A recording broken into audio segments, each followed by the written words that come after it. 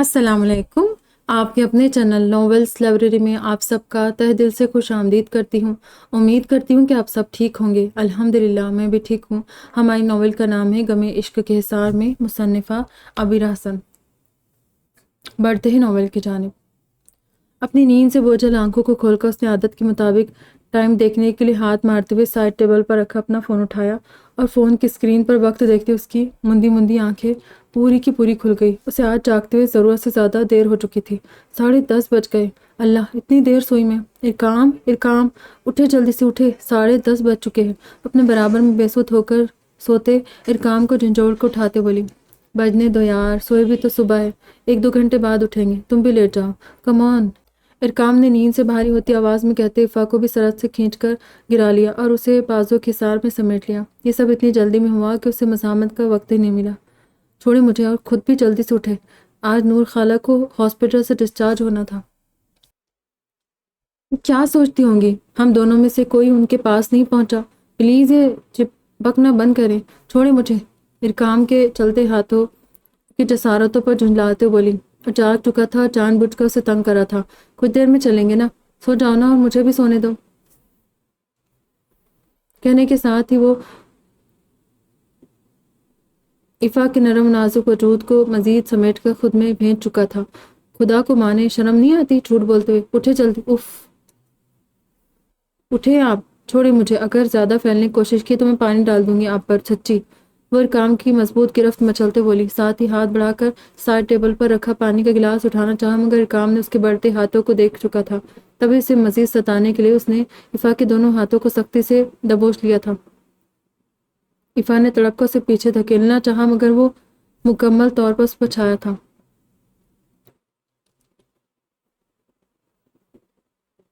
اچانک دروازے پر تیزی سے دستک ہوئی۔ ارکام کا دماغ بھی ٹوٹ گیا اور افا کے ہاتھوں پر اس کی گرفت بھی ڈھیلی ہوئی۔ افا نے بھی جیسے ہوش میں آتے اپنی پوری طاقت لگا کر اسے پیچھے دھکیل دیا۔ میں آپ سے کہہ رہی تھی نا، دیر ہو چکی ہے، مگر آپ بے شرمی آپ پر ختم ہے مسٹر ارکام ملک۔ اٹھے اب جلدی سے، میں دیکھتی ہوں باہر کون ہے۔ شاید اشال آئی ہو۔ بیڈ پر دونوں کوہنیوں کے بل گرے ارکام کو گرتے ہوئے بولی، جو شرارت سے مسکراتے ہوئے اسے ہی دیکھ کر مسکرا رہا تھا۔ دروازے کی طرف لپک کر بھاگی تھی کیونکہ دستک 2-3 بار ہو چکی تھی۔ فن اشال کا سوچتے دھڑ سے دروازہ کھولا، مگر باہر کھڑی شرینہ کو دیکھ کر سخت خفت کا شکار ہوئی تھی۔ السلام علیکم آنٹی، آپ ہاسپٹل سے واپس آ گئی؟ مطلب نور خالہ ڈسچارج ہو گئی؟ اور آپ باہر کیوں کھڑی ہیں؟ اندر آئے نا۔ اپنے لمبے کھلے بکھرے بالوں کو جوڑے میں لپیٹتے اس نے گڑبڑا کر شرینہ سے کہا، وعلیکم السلام میرے بچے، خوش رہو۔ اللہ میرے بچوں کو ہمیشہ ہنستا مسکراتا شاد و آباد رکھے۔ میں اندر نہیں آؤں گی، بس تمہیں دیکھنے آئی تھی کہ آج میری بیٹی کو اٹھنے میں خاصی دیر ہو گئی تھی، تو سوچا خود جا کر دیکھ لوں۔ اور کامی جاگا کہ نہیں؟ ملک صاحب اس کے ساتھ آفس جانے کے لیے نیچے اس کا انتظار کر رہے ہیں۔ اور ہاں، ہم لوگ ہاسپٹل سے ذرا کچھ جلدی آ گئے، نور کو وہاں گھبراہٹ ہو رہی تھی، اسی لیے صبح ڈاکٹر کے آتے اس نے چھٹی کی رٹ لگا دی۔ شرینہ بہو کی چچک دیکھتے ہوئے بنا اسے شرمندہ کیے ہلکے پھلکے انداز بولی، اوہ اچھا اچھا، میں سوچ رہی تھی کہ خالہ تھوڑی لیٹ آئے گی، سوری آنٹی، مجھے آج جاگتے دیر ہو گئی۔ وہ بھی اٹھ گئے ہیں، بس ہم لوگ ابھی نیچے آ ہی رہے تھے۔ اشال کچن میں اکیلی لگی ہوئی ہوگی نا، افا نے شرمندگی سے کہا، اور شرینہ نے آگے بڑھ کر مسکراتے ہوئے اس کی پیشانی چوم لی۔ جانتی تھی جس قدر ذمہ دار ان کی تینوں بہویں تھیں، ان سے جان بوجھ کر ایسی کوتاہی ہو ہی نہیں سکتی تھی۔ کوئی بات نہیں میری جان، جوانی کی نیند ایسی غفلت بھری ہوتی، میں بھی تمہاری عمر میں تھی تو خوب سوتی تھی، اور ملک صاحب میری نیند سے عاجز آ جایا کرتے تھے، اسی لیے شرمندہ مت ہو۔ اور اشال کچن میں نہیں بلکہ زر کے ساتھ گاؤں گئی ہے، سعدی اور عماد بھی اس کے ساتھ ہی گئے ہیں۔ کل زارون کا نکاح ہے، اسی لیے تم بھی تیاری کر لو، شام تک ہم لوگ گاؤں کے لیے نکل رہے۔ شرینہ کی اطلاع افا کے لیے کافی شاکنگ تھی، تبھی حیرت سے انہیں دیکھنے لگی، مگر آنٹی کل رات تک تو ایسا کچھ بھی نہیں تھا، بس ریزہ اور علایا کے ساتھ سارم بھائی کے نکاح کے لیے گئے تھے۔ پھر یہ زارون بھائی کی اچانک شادی؟ اشال نے بھی مجھے کچھ نہیں بتایا، حیرت سے پوچھنے لگی۔ سارم کے نکاح کی وجہ سے ہی زارون کی اچانک شادی طے ہوئی ہے۔ بھائی جی اور آپ ہی سارم کے ساتھ ہی ایک فنکشن میں زارون اور مشال کا نکاح کرنا چاہتے تھے، مگر پھر اچانک ہی کل سارم کا نکاح ہو گیا، تب وہ زارون کی شادی سے نپٹ کر دونوں کا ولیمہ ایک ساتھ کر رہے ہیں، بلکہ تینوں کا۔ زیب کا ولیمہ بھی پینڈنگ میں تھا، وہ بھی اب ہو رہا ہے۔ تینوں بھائیوں کے ولیمے کا فنکشن ایک ہی دن ہے، اسی لیے ہمارا جانا ضروری ہے۔ اشال کو صبح فجر کے بعد ہی بھائی جی نے کال کی تھی، اس کے بھائی کی شادی، اسی لیے میں نے اور ملک صاحب نے اسے فوراً بھیج دیا۔ اب تم بھی جلدی سے ریڈی ہو جاؤ اور جو تیاری کرنی کر لو۔ شرینہ نے افا کو مکمل تفصیلات بتاتے آخر میں پھر سے ہدایت دی، اوکے آنٹی۔ بس بات میں سر ہلا کر رہ گئی۔ عفا، میں نے کتنی دفعہ کہا ہے اب تو کم سے کم مجھے آنٹی اور ملک صاحب کو انکل کہنا چھوڑ دو۔ پہلے بھی میں تمہیں ٹوکتی تھی لیکن تب کی بات الگ تھی، پر اب تو کامی کے رشتے سے تم بھی مجھے امی جان کہہ ہی سکتی ہو نا، یہ کیا غیروں کی طرح آنٹی انکل کرتی رہتی ہو۔ شرینہ نے بے اختیار عفا کو ٹوکا تھا اور ایک بار پھر وہ شرمندہ ہو گئی۔ ٹھیک ہے امی جان، اب آپ کو شکایت کا موقع نہیں دوں گی، نرمی سے مسکرا کر بولی۔ یہ ہوئی نا اچھی بیٹیوں والی بات، جلد سے تیار ہو کر نیچے آ جاؤ، نور بھی تمہیں پوچھ رہی تھی۔ شرینہ اسے ہدایت دیتے ہوئے پلٹ گئی تھی۔ عریفہ دروازہ بند کر کے واپس روم میں چلی آئی۔ ارکام بیڈ پر موجود نہیں تھا، باتھ روم کا لاک دروازہ بتا رہا تھا کہ اندر جا چکا ہے۔ ارکام کے متعلق سوچتے ہوئے بیڈ پر آپ بیٹھی، اسے بے اختیار کل کی رات یاد آئی۔ کل رات ارکم ملک اور ازراء کے ساتھ ہوئی اس بحث کے بعد ارکام جس قدر خاموش تھا، عفا کو اس کی خاموشی دیکھ دیکھ کر ہول اٹھ رہے تھے۔ باپ اور بھائی سے زبانی کلامی اس تلخی کے بعد ارکام نے کھانا بھی روبوٹک انداز میں بس زہر مار ہی کھایا تھا۔ پورا وقت عفا کی نگاہیں اس کے چہرے کا طواف کرتی رہی۔ شوہر کو اداس دیکھ کر اس کا دل بھی کسی چیز میں نہیں لگ رہا تھا۔ پھر ڈنر کے بعد اشال نے اسے زبردستی ارکام کے لیے دودھ لے کر روم میں بھیجا۔ خود بھی شوہر کے متعلق سوچتے جب اپنے روم میں پہنچی تو ارکام اپنے بیڈ پر رادیہ کی تصویر کو سینے سے لگا خاموشی سے بیٹھا تھا۔ عفا دھیرے دھیرے چلتے اس کے پاس آئی۔ اس نے ارکام کو اپنے تئیں تسلی دینی چاہی مگر وہ بیوی کا مہربان کندھا پاتے بالکل ہمت ہار بیٹھا۔ اس کی گود میں سر رکھتے اس نے اپنے سارے غم آنسوؤں کے راستے بہانے شروع کر دیے۔ عفا نے کل رات ارکام ملک کو ہار کر ٹوٹتے ہوئے دیکھا تھا، کسی چھوٹے بچے کی طرح اسے اپنے ان سب رشتوں کی شکایتیں کر رہا تھا جنہوں نے اسے بچپن سے اکیلا کر دیا۔ اپنے تمام درد اور اذیتیں اسے بتاتا چلا گیا۔ باپ کی سرپرستی سے دور جانے کے بعد اپنی زندگی کی وہ تمام لغزشیں جو اس کے ضمیر پر بوجھ کی طرح رکھی تھی اس نے سب عفا کو بتا ڈالی۔ شراب نوشی، امریکہ میں لڑکیوں کے ساتھ اپنے تعلقات سے لے کر ایلین کے ساتھ اپنے رشتے کو بھی بلا جھجک اس کے آگے بیان کرتا چلا گیا، یہاں تک کہ امریکہ واپسی کے بعد علاء کے ساتھ کی گئی اپنی حرکت کے بارے میں بھی اس نے عفا کو بتا دیا، جسے سن کر ششدر سے اپنی جگہ بیٹھی رہ گئی تھی۔ عفا کو سمجھ ہی نہیں آیا کہ وہ یہ سب سن کر کیسے ریئیکٹ کرے، وہ ارکام ملک کو کس کس بات کی سزا دے۔ وہ اس قدر داغدار کردار کے ساتھ اس کی زندگی میں داخل ہوا تھا کہ اس نے عفا کی زندگی کے آگے ایک بڑا سا سوالی نشان لگا دیا تھا۔ کیسا تھا اس کے شوہر کا کردار؟ کوئی ایسی برائی بھی تھی جو اس شخص میں نہ تھی؟ یہاں تک کہ اس نے اپنی سگی بھابھی کو بھی نہیں بخشا تھا۔ دماغ کہہ رہا تھا کہ وہ اس شخص پر بالکل ترس نہ کھائے بلکہ اسے فوراً چھوڑ کر چلی جائے، مگر پھر دل نے تڑپ کو صدا دی تھی کہ اور ارکام ملک کی زندگی کا ایک دوسرا پہلو بھی عفا کے سامنے رکھا تھا۔ دل کو اس ٹوٹے بکھرے شخص پر بے حد ترس آیا جو ماں کو کھونے کے بعد باپ کی توجہ سے بھی دور چلا گیا تھا۔ باپ بھائیوں کے ساتھ دو دو ماؤں جیسے رشتے کے ہوتے ہوئے بھی اسے تنہا کر دیا گیا تھا۔ جس عمر میں بچے کی اصل تربیت کی جاتی ہے، اسے اچھے برے کی تمیز سکھائی جاتی ہے، اپنے رشتوں اور اقدار کی ویلیو سمجھائی جاتی ہے، اس عمر میں ارکام ملک کو ایک آزاد بے حس معاشرے میں اکیلا سروائیو کرنے کے لیے چھوڑ دیا گیا تھا۔ ایک ایسی جگہ جہاں رشتوں کو بس اپنی ضرورت تک خود کے ساتھ جوڑ کر رکھا جاتا ہے، اس کے بعد ضرورت ختم تو رشتہ ختم۔ کون تھا جو اسے اچھے سے برے کی تمیز سکھاتا؟ کیا اس کے ماموں ممانی جو اپنی اولاد تک کو ڈھنگ سے وقت نہیں دے پاتے تھے، یا اس کے دوست جو خود اس کی عمر میں ایسی حرکتیں اور عادتوں میں مبتلا تھے جہاں ذرا سی سختی پر اولاد ماں باپ کو پولیس کے حوالے کرنے سے بھی نہیں چوکتی، جہاں غلطی پر اساتذہ بھی بچے کو سرزنش کے طور پر مارنے کا حق نہیں رکھتے، جہاں 18 سال کے بعد بچے کو ماں باپ کھلی آزادی دے دیتے ہیں کہ وہ اب اپنی بقا کی جنگ خود لڑیں، اپنا خرچہ زندگی کو اپنے حساب سے جیے، جہاں ہر فرد کو اپنے آزاد معاشرے کا حصہ بننے کے لیے ماں باپ خود مجبور کرتے ہیں کہ بالغ ہونے کے بعد ان کا بچہ شراب شباب آزادی کے ساتھ بنا کسی روک ٹوک کے ہر وہ کام کرنے کا مجاز ہوتا ہے جو اس کے لیے مزہ، خوشی اور اطمینان کا باعث بنتا ہے۔ ارکام بچپن سے جوانی تک کا دور اس معاشرے میں تن تنہا گزار کر آیا تھا۔ ایسے میں اگر وہ ایک خود کو سنبھال کر نہیں رکھ سکا تو اس میں اس کی کیا غلطی؟ اگر وہ بہک گیا تھا، بگڑ گیا تھا تو اس میں قصوروار وہ نہیں بلکہ اس کے رشتے تھے، حالات تھے، وقت تھا۔ عفا کے دل نے اپنی گود میں سر رکھ کر روتے ہوئے ارکام ملک کو کلین چٹ دے دی تھی کہ دماغ کی پکاروں پر دل سبقت لے گیا تھا، وہ دل جس پر پہلے دن سے ارکام ملک نے اپنا نام واضح لفظوں میں تحریر کر دیا تھا۔ ارکم ملک جس نے شادی کے پہلے دن سے اپنی بیوی عفا ارکام ملک کو بے حساب چاہا تھا، پہلے دن سے آج تک اسے اتنی محبت دی کہ اس کا دامن تنگ پڑ گیا تھا۔ پھر عفا کو اپنا وہ وعدہ بھی یاد آیا جو اپنی شادی کی رات اس نے ارکام سے کیا تھا کہ وہ حالات چاہے جو بھی ہو وہ کبھی اسے اکیلا نہیں چھوڑ کر جائے گی، اسی لیے فیصلہ ہو گیا تھا۔ ارکام ملک کو اس کی تمام تر خطاؤں کے لیے معاف کر چکی تھی۔ میری بات سنیں، جو ہو گیا اسے آپ بدلنے پر قادر نہیں، کیونکہ وہ ناسمجھی کے دور میں کی گئی آپ کی غلطیاں تھیں جب آپ کو اچھے برے کی تمیز سکھانے والا کوئی نہیں تھا، مگر اب آپ سب جانتے ہیں، سب کچھ دیکھ اور سمجھ چکے ہیں۔ اچھے برے کی پہچان کر چکے ہیں تو اپنے حال اور مستقبل کو بہتر بنانا آپ کے ہاتھ میں ہے۔ پہلے رشتوں کے نام پر کوئی بھی آپ کے پاس نہیں تھا، مگر اب سب آپ کے پاس آپ کے ساتھ ہے، میں بھی ہوں۔ وعدہ کریں کہ اب آپ خود کو اکیلا یا تنہا سمجھ کر ایسا کوئی کام نہیں کریں گے جو آپ کو اس طرح ندامت کے آنسو بہانے پر مجبور کر دے۔ ایفا نے روتے ہوئے اکرام کے چہرے کو دونوں ہاتھوں میں تھام کر کہا تھا، تم نے مجھے معاف کر دیا ایفا، میں نے تمہیں بھی دھوکے میں رکھ کر تم سے شادی کی، تم میرے جیسا گرا ہوا شخص ڈیزرو نہیں کرتی تھی۔ مما جان نے مجھے بتایا تھا کہ تمہارے لیے انہوں نے زر بھائی کو سوچا تھا۔ واقعی زر بھائی تمہارے لیے بہترین ہمسفر ثابت ہوتے، مگر میں اس وقت بھی خود غرض بنا رہا، تم سے بے تحاشا محبت کرنے لگا تھا، اسی لیے مما جان سے کہہ ہی نہیں سکا کہ وہ تمہیں زر بھائی سے منسوب کر دے۔ اور وہ ایفا کے خوبصورت چہرے کو دیکھتے بول رہا تھا، مگر ایفا نے فوراً اس کے لبوں پر ہاتھ رکھ کر اسے خاموش کر دیا تھا۔ کون کس کے لیے بہتر یہ ہمیں نہیں، اللہ کو پتہ ہے۔ اللہ نے آپ کو میرے لیے زر سے بہتر سمجھا تھا، اسی لیے آپ کو مجھے عطا کر دیا۔ زر اشال کے بہترین تھے تو اسے مل چکے، جو جس کا نصیب تھا اور جسے ایک دوسرے کے لیے مناسب سمجھا گیا اسے وہی دیا گیا۔ آپ کو اللہ نے میرے نصیب میں لکھ دیا تھا، پھر میں کسی اور کی زندگی میں کیسے چلی جاتی؟ خالہ کی خواہش اللہ کے فیصلے سے آگے نہیں تھی، وہ صرف ہم دونوں کی دوستی کو دیکھ کر ہی سوچ رہی ہوں گی، کیونکہ عمروں کے فرق کے باوجود بچپن سے زر اور میں دوستوں جیسے رہے ہیں۔ زر کو تو بہت بچپن میں دیکھا تھا، پھر وہ یہاں سے چلے گئے، پھر زر کا میرا بہت ساتھ رہا، اور اب آپ کے حوالے سے زر ہی نہیں بلکہ رزق بھی، دونوں ہی میرے لیے مزید معتبر و محترم ہو چکے ہیں۔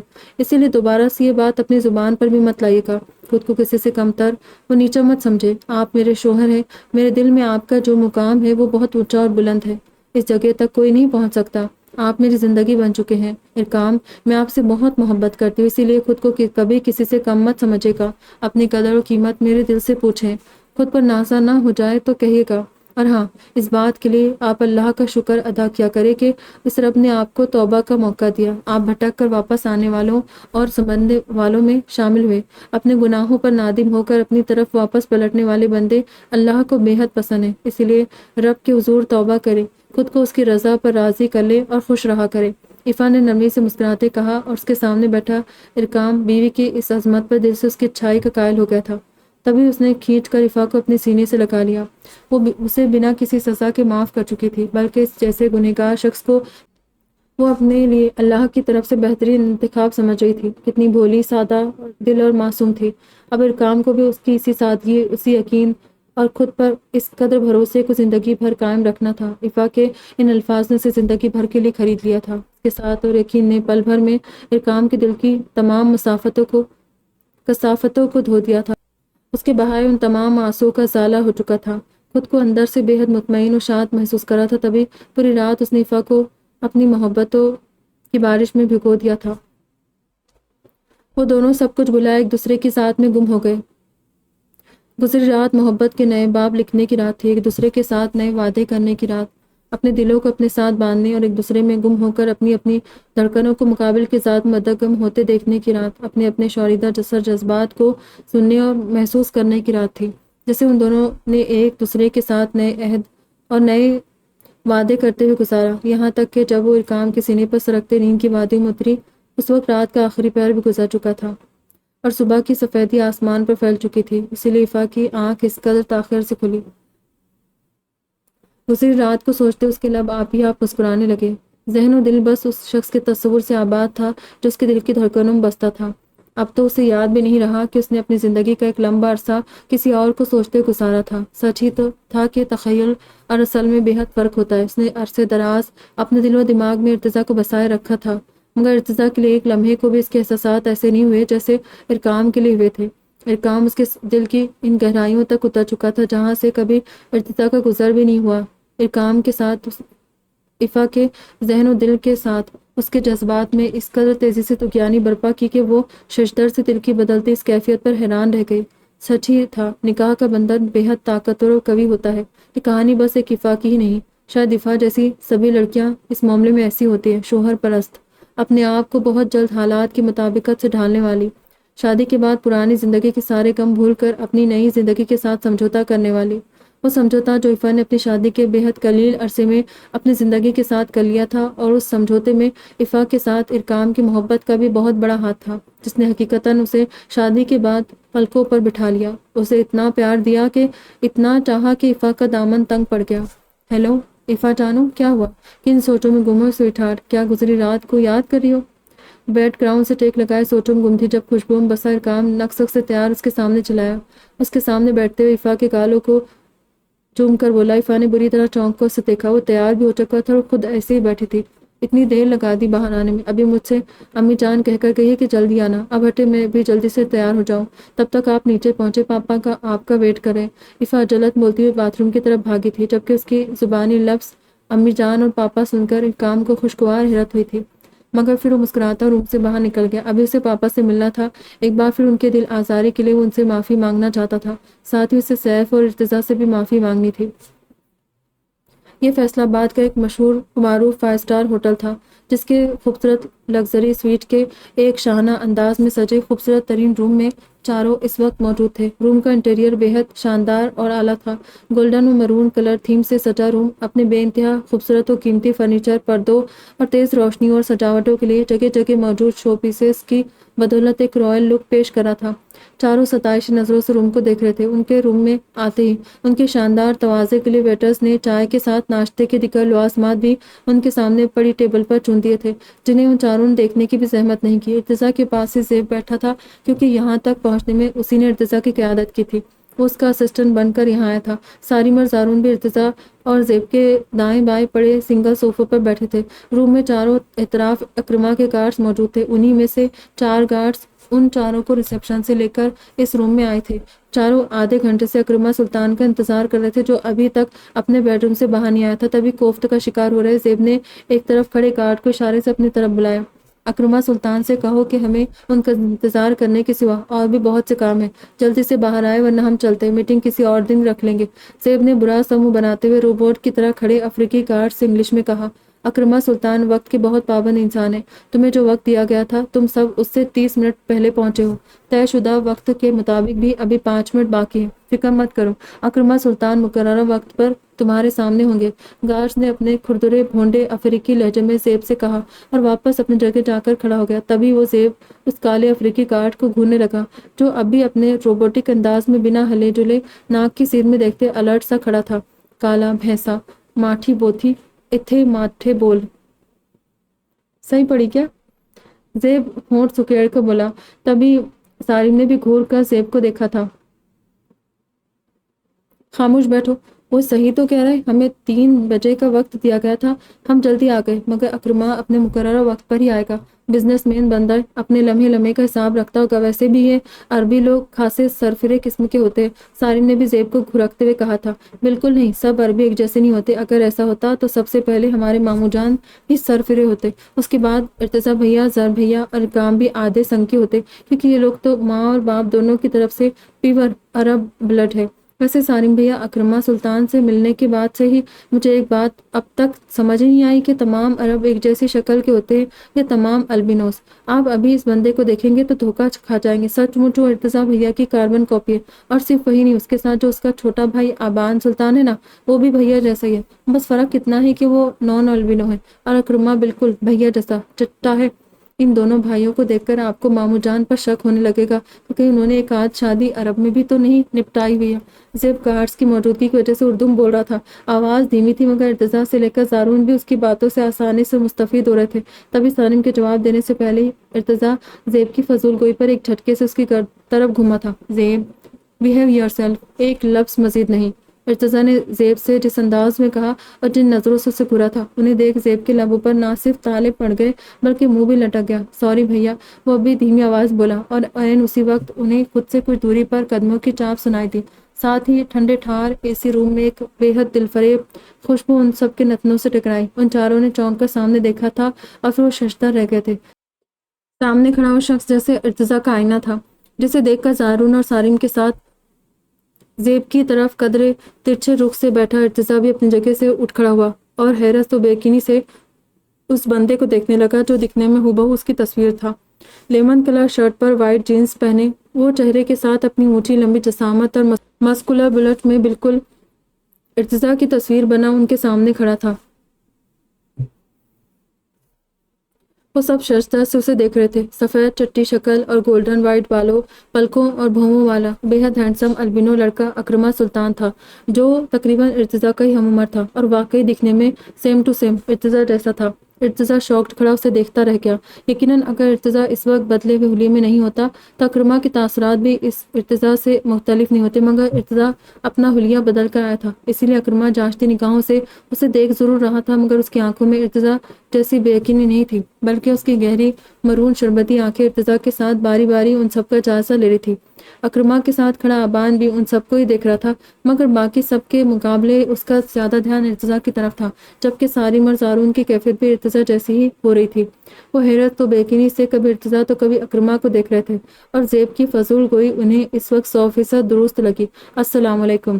زیب کیونکہ اکرما سے پہلے ہی مل چکا تھا، اسی لیے وہ اپنے بھائیوں کی طرح حیران پریشان نہیں تھا، بلکہ اس نے ان تینوں کے اس حیرت بھرے انداز کو دیکھ کر خود ہی اکرما اور ابان کو پر اعتماد انداز میں سلام کرنے میں پہل کی تھی۔ وعلیکم السلام، امید ہے آپ کو زیادہ دیر انتظار کی زحمت نہیں اٹھانی پڑی ہوگی، میں فکس ٹائم پر آیا ہوں، اکرما نے صاف شستہ اردو میں کہتے ہوئے سامنے وال کلاک کی طرف اشارہ کیا تھا۔ گھڑی پورے 3 بجائے تھی۔ وہ چاروں بے اختیار وال کلاک کی طرف دیکھ کر اس افریقی گارڈ کی بات پر ایمان لے آئے تھے، ساتھ ہی اکرما کی شستہ اردو بھی انہیں چونکانے کا باعث بنی تھی، حالانکہ زیب انہیں بتا چکا تھا کہ اکرما بہت صاف اردو بولتا تھا۔ آپ بالکل ٹھیک وقت پر آئے ہیں، ہاں ہم لوگ ذرا جلدی آ گئے تھے، اس بار جواب زارون نے دیا، اور اس کی بات سن کر اکرما نے اس بات میں سر ہلا دیا تھا۔ شاہ زیب، تعارف نہیں کرواؤ گے؟ ان میں سے کون تمہارے باس ہے جو یہاں شعیب کی جگہ پر کام کر رہے؟ اکرما مخاطب تو زیب سے تھا، مگر اس کی نگاہیں اب ارتضیٰ کے چہرے پر جمی تھی، جو خود بھی اب تک حیران نگاہوں سے اسے دیکھ رہا تھا۔ اکرما کے لیے حیرت نہیں تھی، وہ ایسی نگاہوں کا عادی تھا، جانتا تھا کہ اس کے رنگ و روپ کی وجہ سے پہلی بار ملنے والے لوگ اسے ایسی بے یقینی سے دیکھتے تھے۔ جی ضرور، یہ ہمارے باس مسٹر ارتضیٰ شاہ ہے، جو اب شعیب کی جگہ سارا کام سنبھالتے ہیں۔ لاہور اور آس پاس کے دوسرے شہروں کا سارا مال انہی کی نگرانی میں دوسرے ممالک میں سپلائی کیا جاتا ہے، اور یہ دونوں ان کے دائیں اور بائیں ہاتھ ہیں۔ باس کے پاس جو کھڑے ہیں ان کا نام زارون ہے، اور میرے برابر میں جو موجود ہے ان کا نام سارم ہے۔ یہ دونوں فیصل آباد اور لاہور کا سارا کام دیکھتے ہیں۔ آپ کی طرح دونوں بھی جوہری ہیں، تمام قیمتی اور نایاب نگینوں کی انہیں بہت اچھی پرکھ ہے۔ یہاں سے لاہور تک سارا مال انہی کی نظروں سے ہو کر آگے پہنچایا جاتا ہے۔ آپ کو جس ہیرے کی تلاش ہے وہ بھی یقیناً ان کی نظروں سے ہو کر گزرا ہوگا۔ بہرحال باس سارم زارون یہ اکرما سلطان ہے، the very handsome, dashing, smart and most successful business tycoon of Saudi Arabia, اور یہ ان کے چھوٹے بھائی ابان سلطان۔ زیب نے ان کا تعارف ایک دوسرے سے کروا دیا تھا، مگر جس بھونڈے انداز میں اس نے سارم زارون کے بارے میں اکرما کو بتایا تھا، اس پر زارون نے گھور کر اسے دیکھا تھا۔ لا حول ولا، سارم نے بھی زیر لب کہا تھا۔ ان کا یہ کام متعدد بار ان کے ایسے ذلیل تعارف لوگوں سے کروا چکا تھا۔ Nice to meet you mister Irtaza Shah, Saarim and Zaroon, بیٹھے آپ لوگ پلیز۔ اور یہ کیا، آپ نے تو کچھ لیا ہی نہیں؟ چائے بھی رکھے رکھے ٹھنڈی ہو گئی۔ اکرما نے ٹیبل پر رکھے لوازمات پر ایک سرسری نظر ڈالتے ہوئے ان کے سامنے والے دوسرے صوفے پر اپنی جگہ سنبھال لی تھی۔ آبان بھی اس کے ساتھ ہی بیٹھ گیا تھا۔ سیم ہیئر مسٹر اکرما سلطان، اور کھانے پینے کے تکلفات میں پڑنے سے بہتر پہلے کام کی بات کر لی جائے۔ مجھے شاہ زیب نے پوری بات بتا دی ہے۔ آپ کو ہماری وجہ سے اتنی پریشانی کا سامنا کرنا پڑا، اس کے لیے ہم معذرت خواہ ہیں، مگر ان دنوں یہاں حالات خاصے خراب ہو چکے ہیں۔ کچھ دن پہلے نہ جانے کس نمک حرام نے اپنی اصلیت دکھاتے ہوئے مال کی سپلائی کے عین وقت پولیس کو خبر دے دی تھی، جس کی وجہ سے ہمارا بے حد نقصان ہوا ہے۔ کروڑوں کے مال کے ساتھ شعیب اور میڈم بھی پکڑے گئے۔ بیرون ملک آرڈر وقت پر نہیں پہنچا، جس کی وجہ سے آپ جیسے لوگ کتنے ہی غیر ملکی کلائنٹس کو بھی ہم سے سخت شکایت ہوئی ہے، مگر ہم مجبور ہیں۔ لاہور کی پولیس ان دنوں بہت الرٹ ہو گئی ہے، ہمیں بہت سنبھل کر کام کرنا پڑ رہا ہے۔ پھر بھی ہم کوشش کریں گے کہ آپ کو یہاں جس کسی کی بھی تلاش کھینچ لائی ہے اسے ڈھونڈنے میں آپ کی مدد کر سکے۔ یہ دونوں میرے بھروسے کے بندے ہیں، لاہور کا تمام کام ان دنوں یہی سنبھال رہے ہیں۔ آپ کے پاس اگر اس لڑکی کی کوئی تصویر ہو تو آپ ہمیں دکھائیں تاکہ اسے ڈھونڈنے میں آسانی ہو۔ ارتضیٰ نے اکرما کو دیکھتے ہوئے جس قدر اعتماد سے بات کی تھی، اسے بغور دیکھے اکرما کو ایک لمحے کے لیے بھی ذرا سا شبہ نہیں ہوا کہ وہ کسی یکسر انجان بندے سے بات کر رہا ہو۔ کوشش نہیں مسٹر ارتضیٰ شاہ، کوشش نہیں، مجھے رزلٹ چاہیے۔ مجھے ہر حال میں ہر قیمت پر وہ لڑکی چاہیے جس کے لیے میں اپنا تمام کام چھوڑ کر اتنا لمبا سفر کر کے یہاں آیا ہوں۔ تمہارے ملک میں ان دنوں کیا حالات ہے؟ تم لوگ کیسے اور کس سچویشن میں یہاں کام کر رہے ہو، مجھے ان سب باتوں سے کوئی سروکار نہیں، مجھے بس وہ لڑکی چاہیے، وہ بھی جلد سے جلد۔ قیمت اتنی ملے گی جتنی تم چاہو گے، مگر لڑکی وہی ہوگی جو مجھے چاہیے۔ اکرما نے ارتضیٰ کی طرف قدرے جھکتے ہوئے مضبوط اور ٹھوس لہجے میں اسے باور کروایا تھا، اور اس کے چہرے کو بغور دیکھتے ارتضیٰ نے بھی اس بات میں سر ہلا کر اسے اپنی رضامندی دے دی تھی۔ ٹھیک ہے، پہلے مجھے فوٹو دکھائے، میں دیکھنا چاہتا ہوں کہ ایسی کون سی لڑکی ہے جس کی تلاش میں آپ جیسے اتنے مصروف انسان کو اپنے تمام ضروری امور چھوڑ کر یہاں آنے پر مجبور کر گئی۔ ارتضیٰ کے کہتے اکرما نے آبان کو اشارہ کیا، اور آبان نے اپنے ہاتھ میں موجود ٹیب میں ان لاک کرتے ہوئے اس پر کچھ سیکنڈز انگلیاں چلانے کے بعد اسکرین ارتضیٰ کے سامنے کر دی۔ ارتضیٰ نے ٹیب ہاتھ میں تھام کر جیسے اسکرین کو دیکھا، اس کے سر پر گویا روم کی پوری چھت آ گری، پیروں سے جیسے زمین کو کسی نے کھینچ لیا ہو۔ چہرے پر پھیلے نرمی بھرے تاثرات تیزی سے تبدیل ہو کر پتھریلے ہو گئے تھے، آنکھوں میں لہو اتر آیا تھا، جبڑے ضبط سے بھیج گئے تھے۔ اسکرین پر جگمگاتی دو تصویریں جن دو ہستیوں کی تھیں، ارتضیٰ کے لیے وہ دونوں بےحد معتبر و محترم تھے، یہ اس کے گھر کی عزتیں تھیں۔ ایک کا رشتہ ملک ہاؤس سے جڑا تھا تو دوسری شاہ حویلی کی چھوٹی بہو تھی۔ ہاں، وہ تصاویر اشال اور زورین کی تھی۔ اشال ارتضیٰ کی چھوٹی لاڈلی بہن اور سگے چھوٹے بھائی کی بیوی تھی، جبکہ زورین سے بھی اس کا یہی رشتہ تھا، وہ اس کی چھوٹی بھابھی اس کے چھوٹے بھائی زیب کی بیوی تھی۔ یہ تصویر اشال کی شادی والے دن کی تھی۔ پنک لہنگے میں اپنا خوبصورت کھلکھلاتا چہرہ سامنے کے حوروں کو شرماتے اپنے بے حد حسین روپ کے ساتھ اشال اپنے ساتھ پیچو گولڈن گاؤن میں مومی گڑیا جیسی زورین کو بازو سے پکڑے کھڑی تھی، جو کسی طور پر اشال سے کم نہیں لگ رہی تھی۔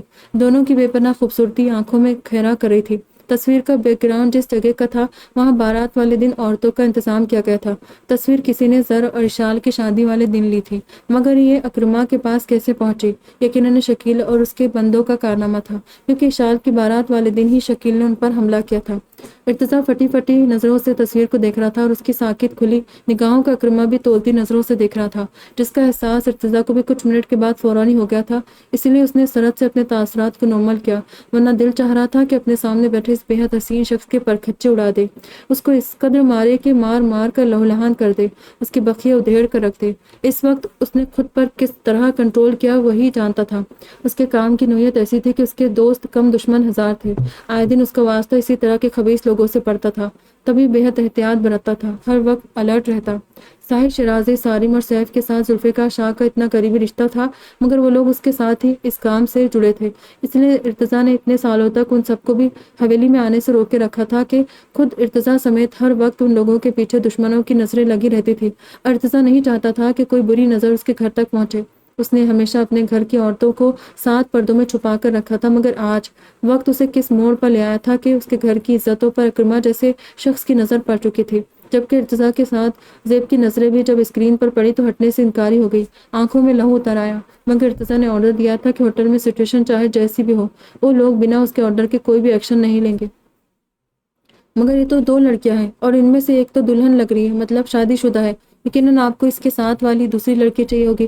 کچھ منٹوں بعد ارتضیٰ نے خود پر ضبط کے کڑے پہرے بٹھاتے ہوئے ٹیب زارون کے ہاتھ میں دے دیا تھا اور اسے نظروں ہی نظروں میں کام رہنے کا اشارہ کیا۔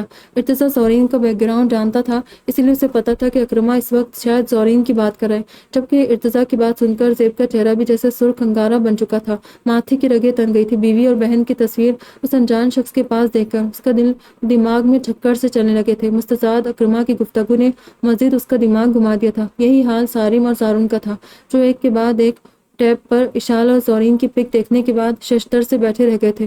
ارتضیٰ کی طرح ایک لڑکی ان دونوں کی بہن تھی تو دوسری بھابھی تھی۔ نہیں، مجھے وہ لڑکی چاہیے جو دلہن کے ڈریس میں ہے، پنک لہنگے والی۔ اکرما نے جواب نہیں دیا تھا، بلکہ ان سب کی سماعتوں پر دھماکہ کیا تھا۔ اس کا جواب سن کر ان چاروں پر جیسے کسی نے کھولتا ہوا تیل ڈال دیا تھا۔ اکرما کی اس جسارت پر بعید نہیں تھا کہ وہ تینوں اٹھ کر اس کا منہ توڑ دیتے کہ اچانک ارتضیٰ نے اپنے سیدھے ہاتھ کا پنجہ کھول کر ہاتھ ہوا میں بلند کیا۔ یہ واضح اشارہ تھا کہ تینوں اس وقت بالکل شانت رہیں۔ وہ تینوں اس کا اشارہ پاتے ہی جیسے شدید بے بسی سے بالکل ڈھک گئے اور شکایتی نگاہوں سے ارتضیٰ کا چہرہ دیکھنے لگے تھے۔ مجھے لگتا ہے آپ کو اس عرب ڈیلر نے بری طرح بیوقوف بنایا ہے اکرما سلطان، کیونکہ ہمارے دھندے میں شادی شدہ لڑکیوں کو بیرون ممالک سپلائی نہیں کیا جاتا۔ ان چاروں میں سے ارتضیٰ نے ہی سب سے پہلے خود کو سنبھالتے ہوئے اپنے سامنے بیٹھے اکرما کی آنکھوں میں آنکھیں ڈال کر کہا، جبکہ اکرما اس کی بات سن کر چونک گیا۔ اسے واقعی یہی بات نہیں پتا تھی، تبھی اس نے اپنے گھٹنے پر کونی رکھ کر ارتضیٰ کی طرف جھکتے ہوئے بغور اس کی آنکھوں میں دیکھا تھا۔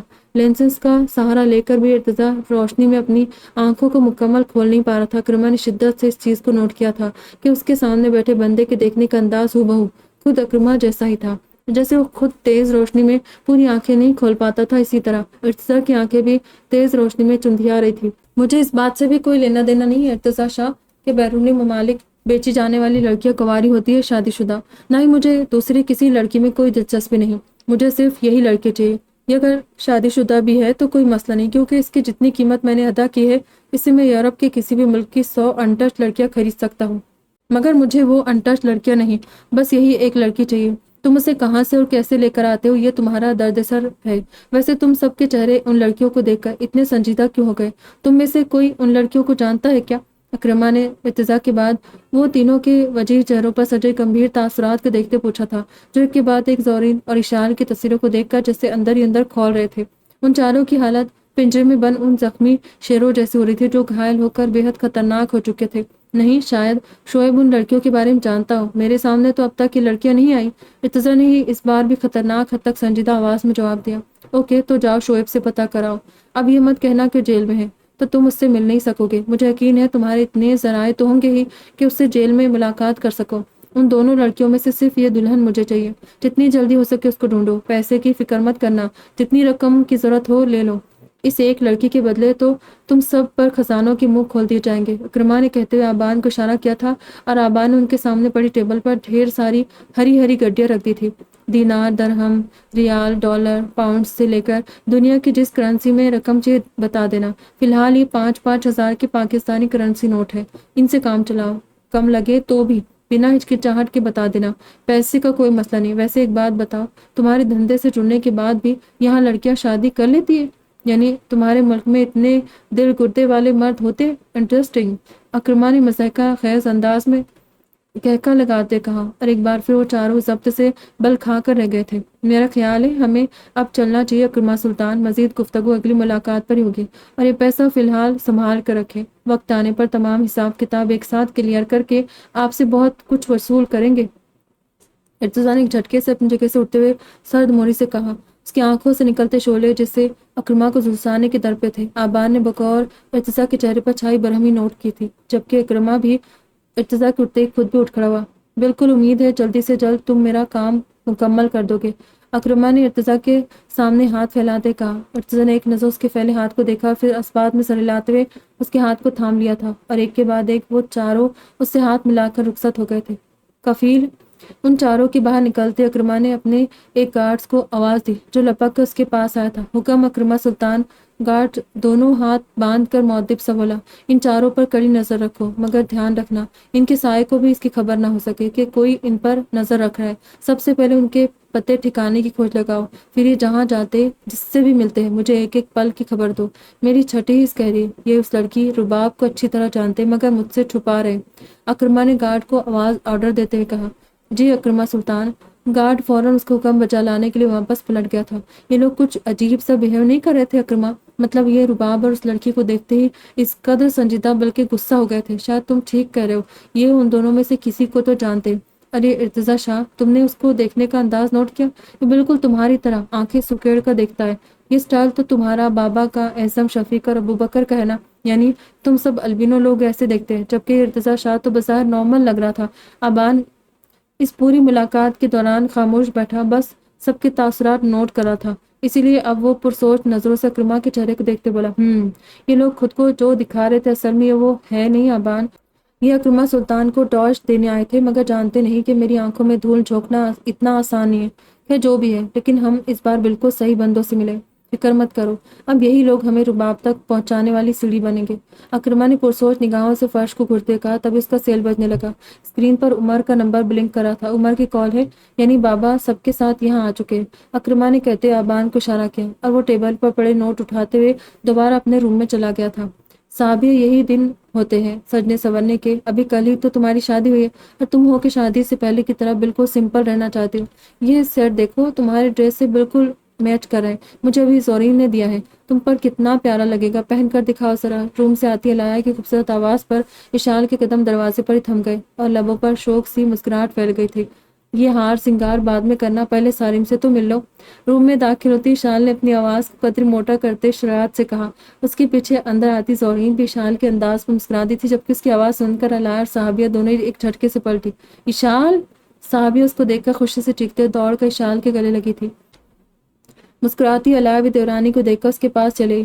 اف، میرے سارم بھیا سے ملنے کی اتنی بے قراری لڑکی، ذرا دم تو لو۔ اشال نے اسے خود سے الگ کرتے دوبارہ شرارت سے کہا۔ صحابیہ اس کی بات سن کر جھینپ کر رہ گئی۔ اشال نے چمکتی آنکھوں سے سرتاپا بغور گڑیا جیسی صحابیہ کا جائزہ لیا، جو ریڈ گرین کلر کمبینیشن والے بھاری کامدار سوٹ اور بھاری جویلری میک اپ سے سرتاپا سجی سوری اس قدر حسین لگ رہی تھی کہ اشال نے بے ساختہ اس کی پیشانی کو چومتے اس کی بلائیں لے ڈالی۔ نئی دلہن والے حلیے میں سجی سوری جیپی جیپی سے صحابیہ اس وقت نظر لگ جانے کی حد تک خوبصورت لگ رہی تھی۔ بدتمیزی مت کرو، ہم تمہیں بہت یاد کر رہے تھے اشال، کاش کل تم بھی ہمارے ساتھ ہوتی۔ صحابیہ نے اشال کا کان کھینچتے ہوئے کہا۔ اشال اس سے کان چھڑا کر مسکراتے ہوئے، بدتمیز لڑکی، نند کے کان کھینچتی ہو؟